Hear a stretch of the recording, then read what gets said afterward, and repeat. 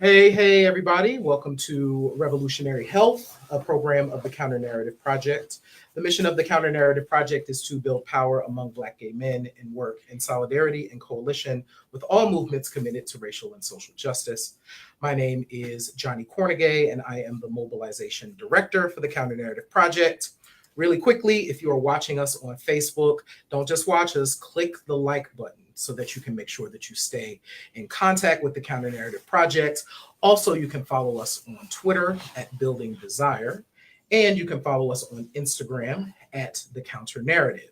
So really quickly, before we jump into the show, we just want to let everybody know, December 15th is the last day to register for open enrollment under the Affordable Care Act. So make sure that you visit the website, make sure that you sign up, because December 15th is the last day. So wanted to make that note. So thank you so much for joining us for tonight's show. I am joined with David Malebranche, resident physician and public health advocate. And I'm Reverend Duncan Teague, and I'm with the Abundant LUUv Unitarian Universalist congregation. Wonderful. Thank you so much for joining us, Duncan. Thank you for having me. No problem. So tonight's dialogue, everyone, it is the holiday season. And, so often we talk about the holiday season as the most wonderful time of the year. And it always is so beautiful. There's lights, there's people, there's music, there's all of these things. People in red sweaters. People in red sweaters and beautiful smiles. And red earrings. Yes. And what we also know is that the holidays can bring up a lot of stuff for folk. Mm-hmm. And so as we think about our community and the work that we do here at Revolutionary Health, we wanted to take a moment to acknowledge what it means to take care of ourselves, like during the holiday season, and mental health, and what that all means. So we're going to have a lot of dialogue. As we jump into this, I want to welcome everyone. Charles Stevens has actually joined us. Hey, Charles Stevens. Hi, Charles. Hey, Charles. Our fearless leader. I know, right? Happy holidays, Charles. We have Earl Benjamin Robinson and Christopher Bartlett. Thank you so much for joining. Please ask your questions in the chat box. As you can see, I can see it, and I will make sure that we get to the questions as we go through this. So, opening up the dialogue. In 2004, that was the first year that I had moved completely away from home. Okay. And I moved to Ann Arbor, Michigan. I took this amazing job. It was great, but I was also away from home for the first time for like the holiday season. And I hadn't ever experienced kind of that feeling before, right? It took me to figure it out. It took a couple of years to figure it out. I want to start with what the holiday time means for each of you, and how do you take care of yourselves during the holiday? I guess I would say for me, it's especially, and my family is Catholic background. So both my parents are practicing Catholics. They don't really go to church, but they pray a lot. So for them, Thanksgiving is a big holiday. Mm-hmm. Christmas is a big holiday. New Year's actually in Haiti is a big holiday as well. There's a soup that's made on New Year's Eve, New Year's Day. And so those holidays are kind of big things with us. And so usually I'll go up to New York and spend time. My sister comes from California, and we all come around. My mom is kind of traditional, mother. She'll cook everything and just make sure everybody's fed and well taken care of.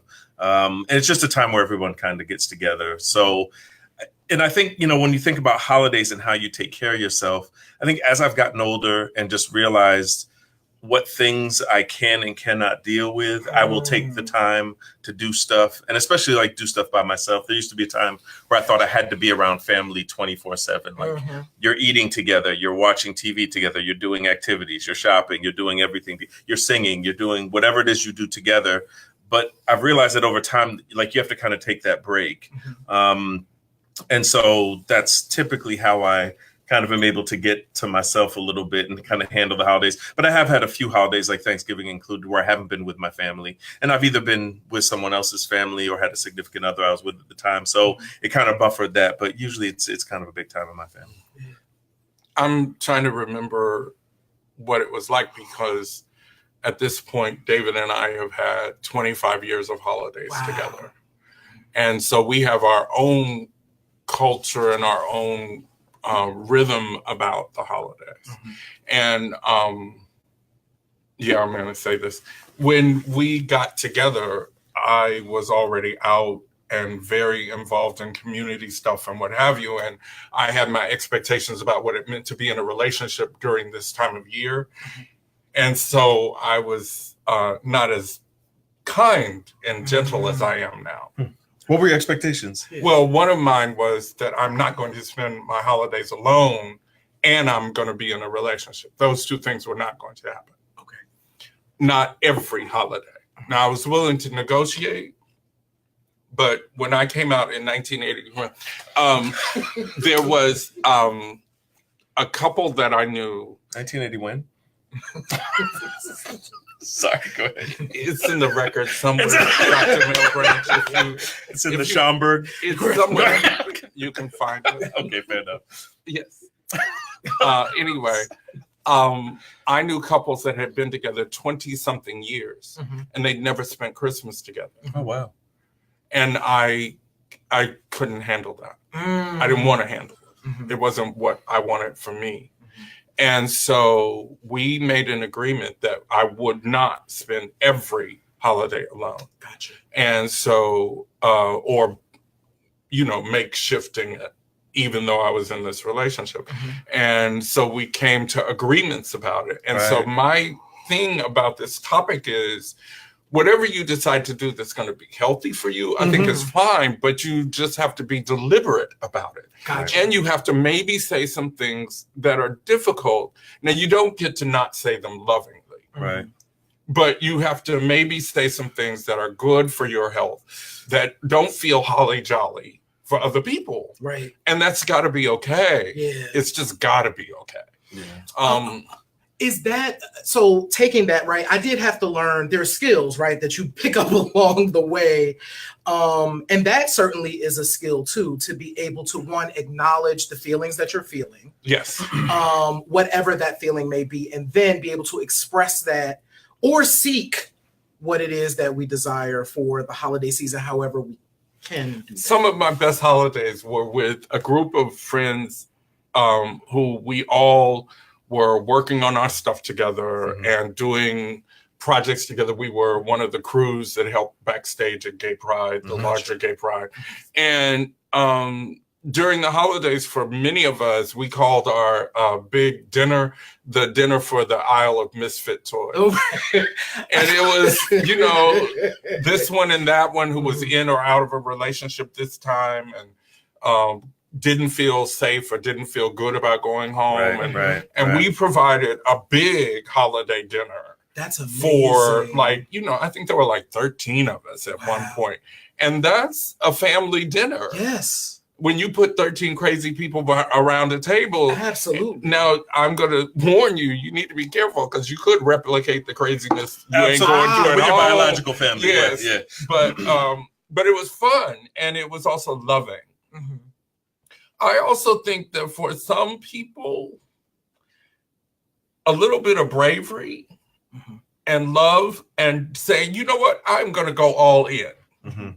Show up with the gifts, show up with the presents, and have the out clause. When you need your moment. Your ticket needs to be, transferable. Right.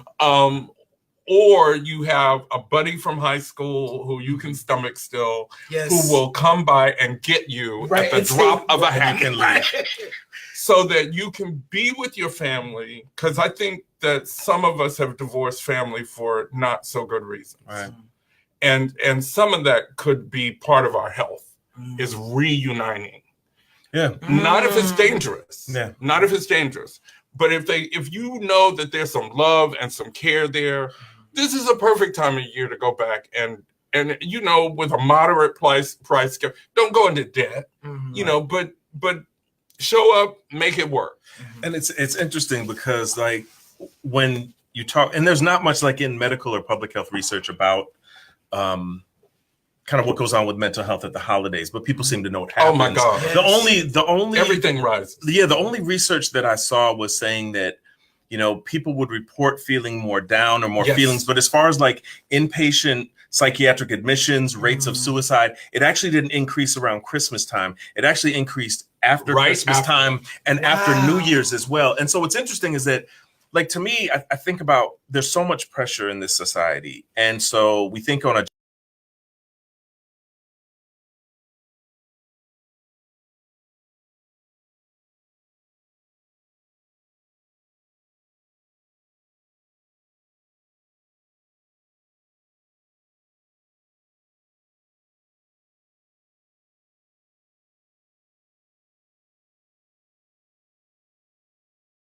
at that point where it's like all of a sudden we don't know, or we're trying to overcompensate by buying gifts for people. We feel uncomfortable bringing our partners at home. We feel uncomfortable disclosing or coming out or whatever it is we consider we need to do in front of our family. And so it just adds, I think, more stress, more pressure. And so you probably say it would be interesting to see a study among Black gay men to see, you know, rates of depression, feelings of stress, anxiety, isolation, and not necessarily like the clinical diagnosis that you have to have, but just these kind of like little markers. Because I think all of us go through it, but many of us would not say, okay, I'm clinically depressed or I have a clinical diagnosis of anxiety or panic disorder, but there is some shit going on that we need to kind of talk through and address. And it's much more complicated than just the generic and I got the holiday pressure for the study. Right. The week after New Year's and before Valentine's Day. Right. Yeah, don't get caught up in Valentine's. Right. That's a whole nother. That's another show. You know, I want to bring in a comment. So we actually had Dom, who made a comment. I was with a man for 12 years that was playing professional sports, and we never spent the holidays together because his family was not aware of my existence, although we lived together, like you were just talking about for a second, David. It took a toll on me emotionally, and it started to become a yearly seasonal depression for me. But because I was in love, I just kept dealing with it. One day, 12 years in, I walked away. Yeah. Stupid, I know, but my love was blind. Dom, that's not stupid. I don't think it's not stupid at all. We feel like we do the things that we do when we do them because we feel like we have to do them. One of the things I learned from my husband's family was they will move a holiday. Talk to me about that. So if we couldn't get there because my husband's family is in Salt Lake City, mine's in Kansas City, sometimes traveling to Midwestern cities in the holiday rush of things, it's too expensive. The weather is crazy. Crazy. Yes. Right. And so they will, if they know we can come like a couple of weeks or even like almost a month later, they will move the holiday to when we get there. Oh, wow. That's amazing. That is amazing. They will move birthday celebrations till everybody can get there. Right. And I'm curious about if in some of these situations where, because you shouldn't come out for anybody but yourself. Absolutely. First. Right. If in fact you can't bring the relationship out, then, you know, I think it's fair to ask for Christmas when we can do Christmas. You know, so it's so interesting. So because we can just leave the tree up. Right. As long as we want to. It's a free word. Thank you. And that was an agreement for, so when I was in not my last relationship, but the relationship prior, one of the things that we would do is alternate holidays too. So and it worked out really well. Like we would do either Thanksgiving with his family or mine, and then we would kind of do the other one for Christmas. And then just kind of, but then if we couldn't do either things, make our own rituals. And now in the experience that I'm in with living with these, I have my, let me take a pause. I have this amazing chosen family. And we live together, baby. We're in the same house. And it's so beautiful to have these folks around who like look in and check in. And we spent Thanksgiving together, and we did this non-traditional Thanksgiving where I made a lasagna, biggest lasagna I ever made, right?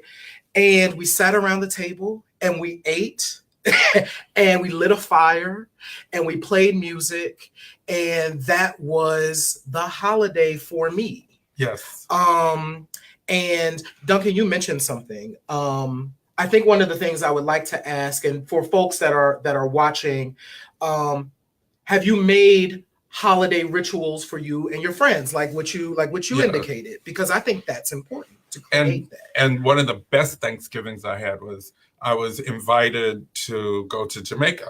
Mm-hmm. And so I went to Jamaica with this group of Black gay men for Thanksgiving. Mm-hmm. And jerk turkey is all right. Oh my baby, God, listen. I can't even imagine.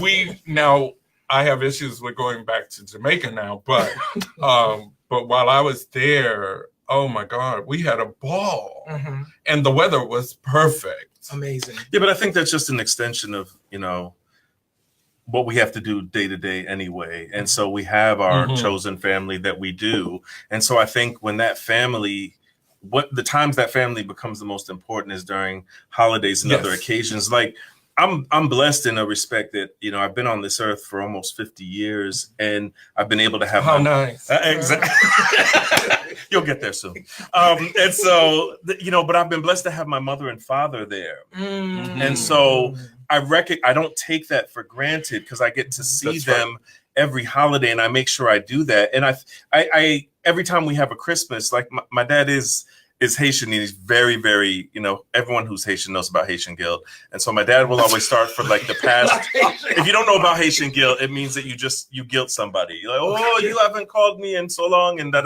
my dad doesn't do that with me, but I've had aunts and other members of the family do that. But my dad will say every time, he'll say, if I say, good night, Dad, I'll see you in the morning. He'll say, God willing, as if he's not going to wake up tomorrow morning. Or he'll make some big speech and say, look, I'm really enjoying the holidays and I may not be here next year. So I don't know how many holidays I have left. So he'll go into this tirade and you're just sitting there feeling like, but the thing is that there's a truth to that. Yes. And so I have to be thankful that my biological family is there, that I can enjoy these things with. But I know for a fact, if they weren't, I have enough chosen family friends that I could call any number of friends that I have and say, hey, what are y'all doing? Yes. And we could do something like, I remember eating a turkey sandwich on a Thanksgiving where I had to stay in Atlanta with a friend. We just went someplace like a 7-Eleven or something. Yeah. Got a turkey sandwich and ate it. And it was like, this is our holiday. Like, hey, happy Thanksgiving. But that's what you have to do. And like, okay, for the record, that was David Malebranche's suggestion. Right. That was not my suggestion. There was no mac and cheese, nothing like that. But I mean, the thing is that the family and the holidays, you can make as you want to make them. Absolutely. And so, when we're feeling a lot of pressure and, there are times like during the holidays where a family member may have died. Yes. Or someone who was there last year and you had that ritual every year and they died in April. Yeah. And now you're having your first holiday season without a loved one. Like that is really, really tough. And so what do you do? Like people can create new traditions with different people or create a new tradition and just honor the fallen loved one who is transitioned, or they can kind of branch out and do some other things with other people that they love. But the thing is that sometimes we can get caught up in this thing where we're mourning and we're grieving what's not there anymore. Emotionally, you're in a different place. Yeah, it's hard. And just because it's December does not mean you feel like want to send us help. Right, and merry and cheery all the time. Yeah. Right. Yeah. What I was also thinking was that for some of us, we will lose temporarily our friends who go off to be with their families.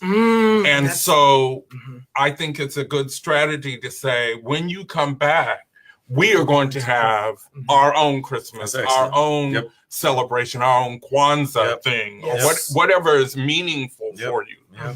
And sometimes even before, like I've done that with friends before, like we've gotten together and had a dinner to celebrate like just the whole holiday season before everyone branches off and goes to their families or wherever they're supposed to go. And I think that keeps your mental health intact a little bit. And since my birthday is a week after New Year's, if you need a holiday, just celebrate your birthday. January 8th, because it's me and Elvis and Shirley Bassey, important people. Yes. I want to do two things. One, David Dom said your shoes are fire. Thank you. Fire. Right. And Daddy Rod, thank you so much for joining us. He said that this is a great conversation. And He had a question. So he's like, what do you all suggest for gay men of color who are up in age? Depression and loneliness is real.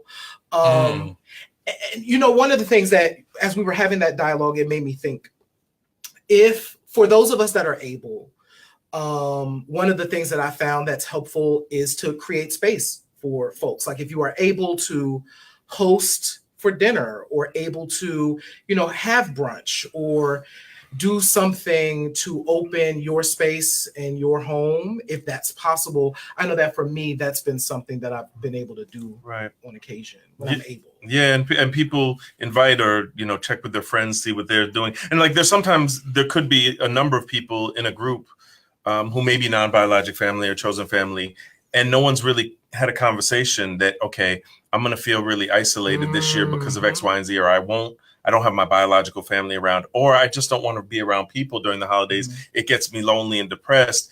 And you're just waiting for someone to reach out. So in those times, you can reach out to a friend and say, hey, what are you doing? I'm going to be here. Do you want to do something? And it can be something simple. It doesn't have to be an extravagant dinner. It doesn't have to be, you know, all this extra, but you can get people together. And if you know that 2 or more of you are going to be by yourselves, rather than kind of like going through that and struggling on your own in isolation, just kind of see if you can connect and bring some souls together that may help. What's coming to mind for me is that when I have sometimes, and it's rare for me, but sometimes I've felt like I don't want to extend myself.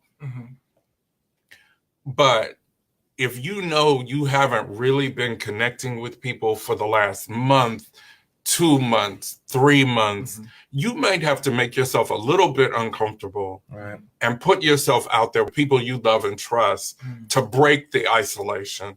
And breaking that isolation is not going to feel comfortable, but it might be the healthy thing to do.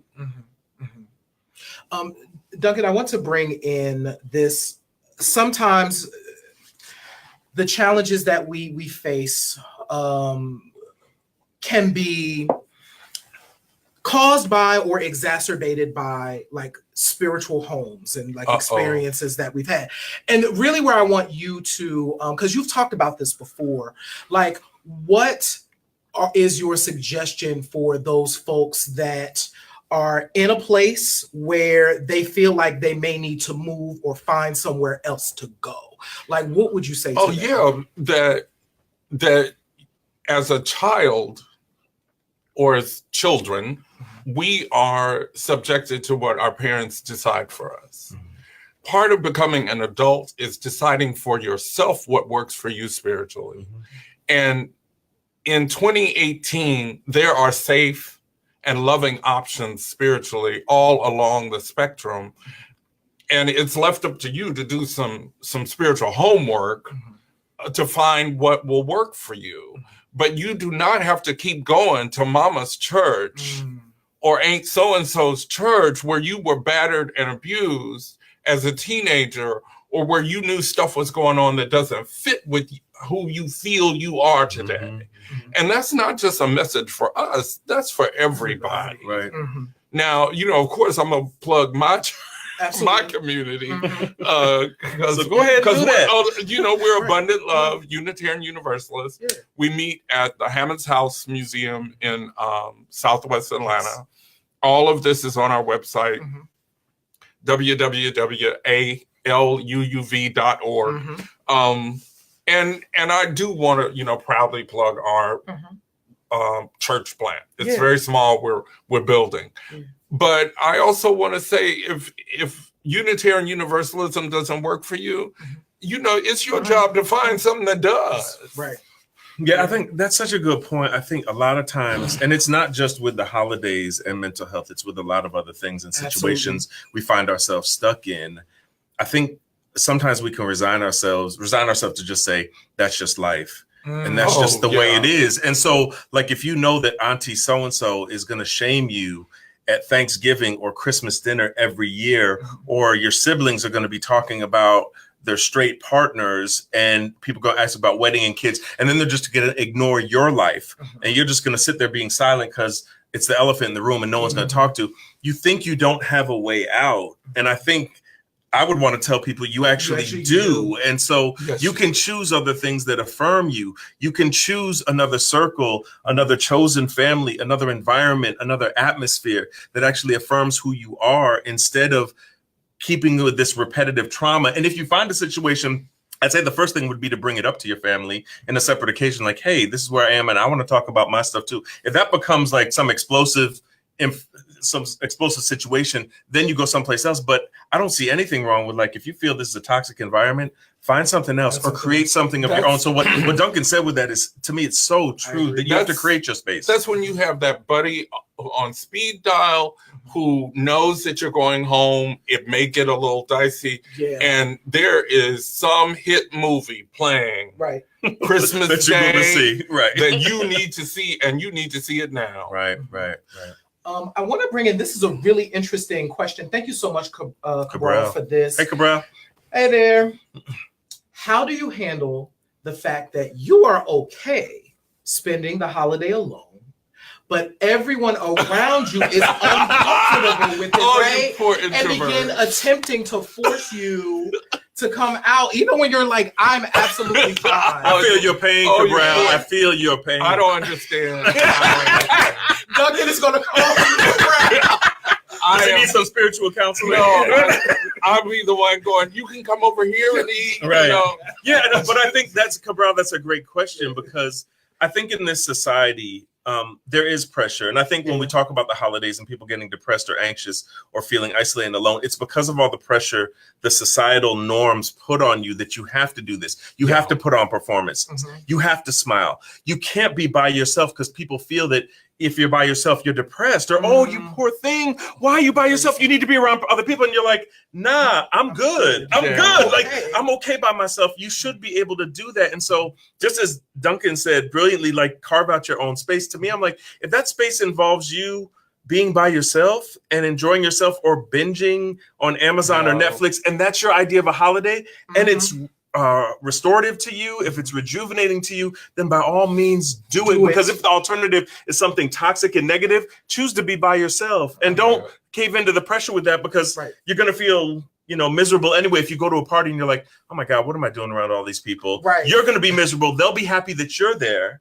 Yeah. But you'll be absolutely wanting to leave. So you have to have that freedom. I agree. And I'm an introvert, so I know that. So when Cabral asked that question, I was like, yes, I've been there. I don't want to be there. Even though I'm like an extrovert off the chain, I will say I really am. I'm like off the chart. I have learned the power of not staying in the wrong place when I visit someone.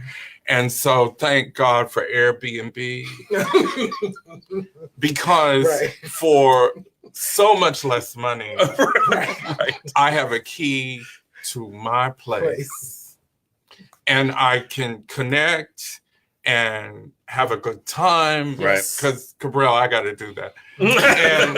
But I also can go back to my room and make decisions about what is good for me today. Yeah, and I think just to add to that, I think it doesn't have to be an either or thing. So they're not mutually exclusive. So you may feel like, hey, I do want to go out and see people, but I can only tolerate them for about 5 minutes.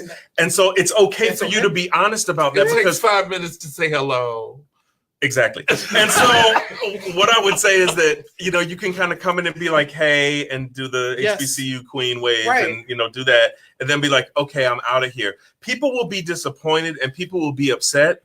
And that's okay. They'll be disappointed and upset, but you'll be true to yourself. And so to me, that's the most important thing. So if you feel you can only tolerate a public situation or these kind of holiday gatherings for so long before you may get depressed, anxious, nervous, you may get claustrophobic. You may feel it's overwhelming and too much. Go ahead and check yourself out and just communicate it. Be like, hey, you know what? I appreciate you inviting me. Can I take a plate? And then, but I'm going to go. I really am uncomfortable, or I really don't want to be around this many people this long time, or I really feel I need to kind of spend some time by myself. People should be able to understand that. And the more you speak that truth into existence and are honest about it with other people, the more they will understand. And then they'll get excited they'll get to know that that's who you That's who are. you are. And then when you do show up, they're really excited that you're Right. going to show up. So one of the things, and I know that we're going to be Lowering wrapping- expectations. Right. Yes, yeah. I want to shout out my mom and dad for a minute because they have become my protectors and shield when I go home, right? Because they're like, you work too much, so when you come home, you need to not do anything. Absolutely. Oh my. So what happens is they become this interesting, sometimes I'm just upstairs in the room and I'm laying down or I'm not doing anything, but they will let me be there. And even if people are coming to see me, they're like, that's wonderful. No. That's amazing. And fortunately, and so one of the techniques or suggestions that I have too is if going to see family or friends, have those places where the people there are going to lift you up and hold you up and make sure that you're going to be good and stay there. Because I love being able to go home to my parents' house, like, because they just don't they just like, listen, we're just happy we're happy you're in the house. Yeah, actually, Oh my parents live on a lake and it's really isolated and they're very clear. Wow. They just like me to be in the house and I'm okay with it. They're like, we know you work so hard. When you come here, you need to decompress, sleep as long as you want to do this. And to me, that's a nice thing to be able to have that escape route because otherwise, we'll all be turning into extroverts on steroids. See, like the good Reverend over here. And I have a list of people I need to see. Yeah. And I need to connect with. And of course, I can never make the whole list. Right. Of course. Right. Does that ever cause anxiety with you? Like, do you ever get really stressed about? I can tell by the look. It's like, I yes. have a good therapist. Do you? Okay. and what I found too is I bring people to me. Yeah. Like, I don't do all of that running around when I go home. Oh, I my go to goodness. certain places. Yes. But if you're really trying to see me, come to me. Because when I go home, my whole family lives in town. Oh, okay. I would be seeing people Everybody. the whole time. Yes. And that wears Yeah, and I'm tired. And I'm like tired. And the people that I want to see, I want to spend time with my grandparents. Like I just want to sit there and like hang out. And absorb the elders' wisdom. Right. And sit with my mom and Yeah. dad. And sit with my mom. My mom is going to watch Blue Bloods or something. I want to sit with her Mhm. and do that. Like, Okay. and then everybody else can kind of come to me. Okay. But I know that we are preparing to wrap up this show. Really? We are. It That goes quick. really It fast. does. so It does. Rodney made the comments. Great show, guys. So thank you. Thanks, Rodney. Thank you. Both for being here. So a couple of things to remember, y'all. So you can still vote for us until December 8th. So if you type in the Counter Narrative Project's Revolutionary Health is nominated for Best Video Series through Paz Magazine. Paz Magazine, yeah. Yes. Okay. And if you go to bit.ly/CNP Paz vote, you can still vote for us through December 8th. So make sure you go in and vote, and you can vote every day from now to December 8th. As many times as you want. As many times as you want. So that's exciting. And let me see what else. So, of course, follow us on Twitter at Building Desire. You're going to follow us on Instagram at The Counter Narrative. And if you haven't hit the like button by now, which you probably have, but you might not have, hit the like button to follow us here on Facebook. Please do. Make sure that you follow Duncan at Abundant LUUv. So what's the website, Duncan? It's www.aluuv.org. Perfect. Please check in on Abundant LUUv as well. And I want to thank you both so much for having this dialogue. And remember, take care of yourselves during this season. There's so much noise. And you there's have to take also care of so you. much opportunity to connect in ways that will work for you. Yes. Like you don't have to let the cultural train run over you. Right. Yeah. You can ride a little while and get off. Or like some of us ride 4 times if you have to. You know, put up the 10-foot tree. Right. Right. In the front and the backyard. You know, do it. If you have a tree, okay, we need to post a picture of Duncan's tree. If you have a picture, that's the negotiation between me and David, okay. Yeah. Okay. Thank you all so much for joining us. Thank you, Alvin, for just being an amazing director. Alvin's behind the scenes. Thank you all so much for joining us, and have a great, great evening and a holiday season. Yes. Bye, y'all.